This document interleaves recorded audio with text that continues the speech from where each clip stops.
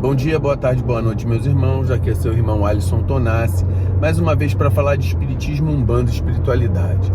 Hoje eu estava aqui pensando em falar o seguinte: por que o orixá não fala, né?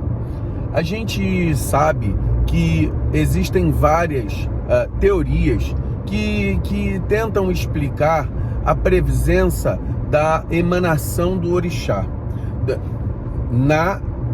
na manifestação que um médium pode ter.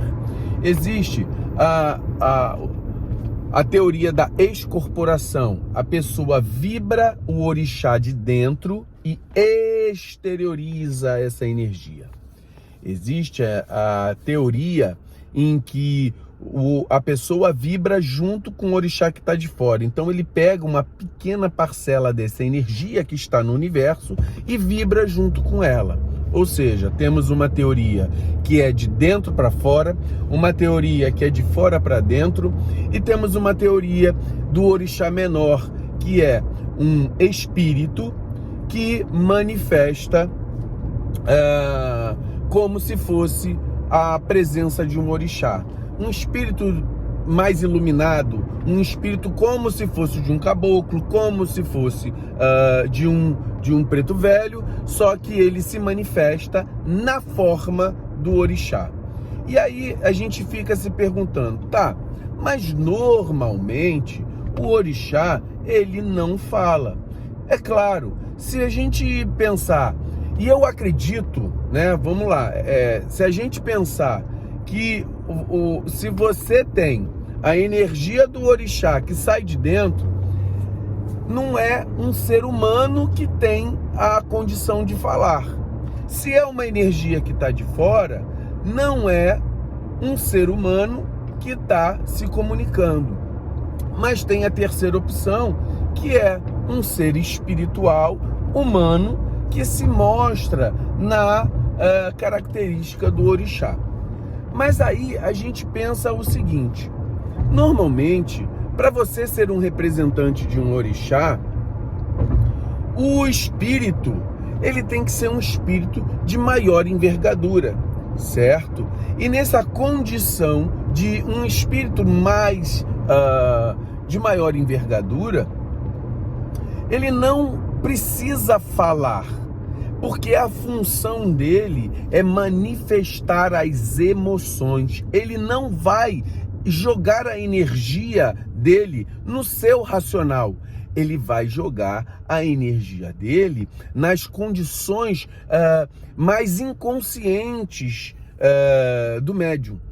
Então ele pode jogar a energia no cérebro, mas nas questões da inconsciência e num processo de manifestação em que você determina que a energia vá lá para o cérebro do médium, mas ao mesmo tempo ele sinta mais emoção.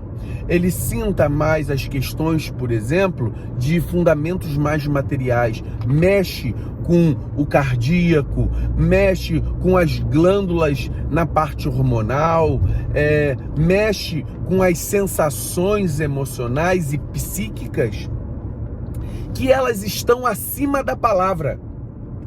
Mexe com o simbolismo, com a dança, na questão do arquétipo, que não vai, ela vai dizer vai dizer simbolicamente mais do que as palavras podem dizer.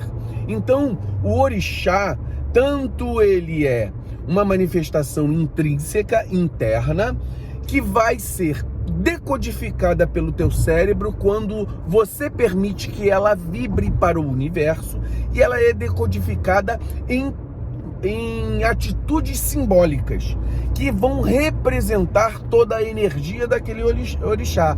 Então, quando ela exterioriza, seu cérebro decodifica. Quando você absorve, o seu cérebro também decodifica a energia proveniente do universo, da natureza, que vai também se manifestar de forma simbólica. E também nessas manifestações, esse simbolismo, eles dizem muito mais do que as palavras poderiam dizer.